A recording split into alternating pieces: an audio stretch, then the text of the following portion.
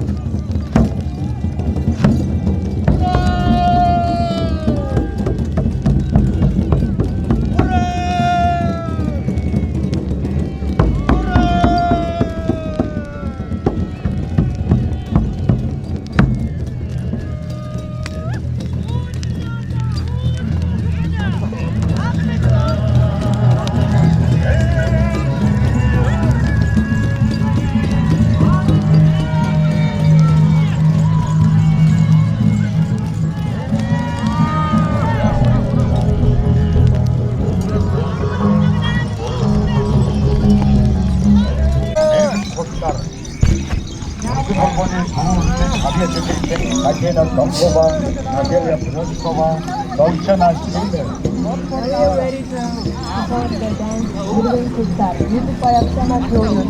Choreography by Eliana Bangurao, with the honored access to the Republic of Sudan. We are ready to welcome the performance of Tatiana Tandova, Natalia Piotrkova, and Dolcenas Julian.